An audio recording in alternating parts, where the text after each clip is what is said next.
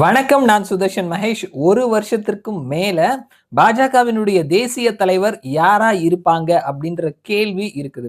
போன லோக்சபா தேர்தல்ல பாஜகவினுடைய தேசிய தலைவரா தற்பொழுது வரைக்கும் இருக்கக்கூடிய ஜே.பி. நட்டா மத்திய அமைச்சரவைக்குள்ள கொண்டு வந்ததுக்கு அப்புறமா, ஒரு தலைவருக்கு ஒரு பதவி அப்படின்ற அந்த ஒரு பாலிசியில தற்பொழுது ஜே.பி. நட்டா அவருக்கு பதிலா அடுத்தது தேசிய தலைவரா யார் வருவாங்க அப்படின்ற ஒரு பெரிய கொஸ்டின் மார்க் இருக்குது. ஸோ தற்பொழுது வரைக்கும் ஜே.பி. நட்டா தான் அந்த 2 பதவிகளையும் சேர்த்து வகித்துட்டு இருக்கிறாரு.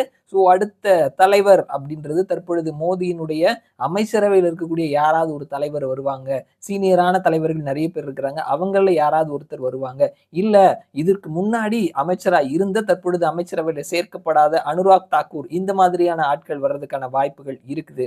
இல்லங்க சிஎம்மா இருந்து தற்பொழுது சீனியர் ஆனதுக்கு அப்புறமா சிஎம் போஸ்ட் இல்லாம இருக்கக்கூடிய வசுந்தரா ராஜே இந்த மாதிரியான பர்சன்ஸ் யாராவது வர்றதுக்கான வாய்ப்பு இருக்குது. தென்னிந்தியாவை சேர்ந்த பெண்கள் வானதி சீனிவாசன், டக்குபட்டி புரந்தேஸ்வரி இந்த மாதிரியான ஆட்கள், நிர்மலா சீதாராமன் மாதிரியான ஆட்கள் வர்றதுக்கான வாய்ப்புகள் இருக்குது அப்படின்னு சொல்லிட்டு பல தரப்பட்ட பெயர்கள் வந்துட்டு அந்த லிஸ்ட்ல இருக்குது. ஏன்னா பிஜேபி மாதிரியான கட்சியில அடுத்தது யார் தலைவரா வருவாங்க அப்படின்னு சொல்லிட்டு யாராலையும் அவங்க அனௌன்ஸ் பண்றதுக்கு முன்னாடி கெஸ் பண்ணவே முடியாது.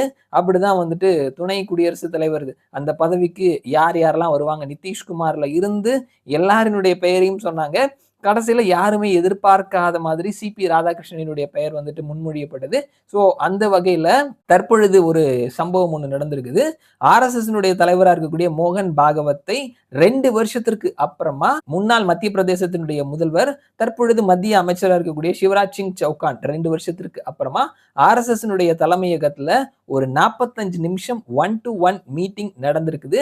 ஸோ இதன் வழியா வந்து அந்த சோர்சஸ் சொல்லக்கூடிய விஷயம் என்ன அப்படின்னா, தற்பொழுது வந்துட்டு தேசிய தலைவருக்கான அந்த ரேஸ்ல சிவராஜ் சிங் சௌகானினுடைய பெயர் வந்துட்டு முன்னணியில இருக்குது. ஸோ அது சம்பந்தமா தான் 2 பேரும் பேசியிருக்கிறாங்க அப்படின்ற மாதிரியான செய்திகள் வந்துட்டு இருக்குது. சிவராஜ் சிங் சௌகான் கிட்டத்தட்ட 3 டர்னா கிட்டத்தட்ட 11, 12 வருஷங்கள் வரைக்கும் மத்திய பிரதேசத்தினுடைய முதல்வரா இருந்தவர். இந்த முறை மத்திய பிரதேசத்துல பாஜக ஜெயிச்சதுக்கு அப்புறமாவும் தனக்கு தான் முதல்வர் பதவி கிடைக்கும் அப்படின்னு சொல்லி ரொம்ப எதிர்பார்த்துட்டு இருந்தாரு. வேற ஒருத்தருக்கு கொடுத்துட்டாங்க. தற்பொழுது அவர் மத்திய அமைச்சரவையில எடுத்திருக்கிறாங்க. மாமாஜி அப்படின்னு சொல்லிட்டு எல்லாராலையுமே வந்துட்டு அழைக்கப்படக்கூடிய ஒரு சீனியரான தலைவர். 13 வயசுல இருந்தே ஆர்எஸ்எஸ்ல இருக்கக்கூடிய ஒரு பர்சன். அவருடைய பெயர் வந்து டாப் மோஸ்ட்ல தற்பொழுது இருக்குது அப்படின்னு சொல்லப்படுது. இன்னும் நம்மளால உறுதியா சொல்ல முடியாது.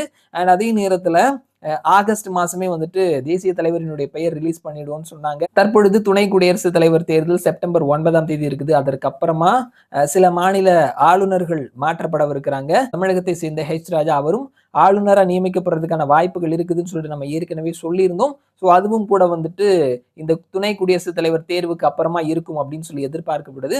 இல கணேசனினுடைய மறைவு, சி.பி. ராதாகிருஷ்ணன் துணை குடியரசுத் தலைவரா போனது அப்படின்னு சொல்லிட்டு சில ஆளுநர்களும் மாற்றப்படவிருக்கிறாங்க. ஸோ அதற்கெல்லாம் அப்புறமா பீகார் தேர்தல் முடிஞ்சதுக்கு அப்புறமா தான் தேசிய தலைவர் நியமிக்கப்படுவார் அப்படின்ற ஒரு நியூஸையும் சொல்லியிருக்கிறாங்க. பீகார் தேர்தல் வரைக்கும் ஜே.பி. நட்டாவை வைத்து தான் அவர்கள் தேர்தலை சந்திக்க போறாங்க அப்படின்றத சொல்லியிருக்கிறாங்க.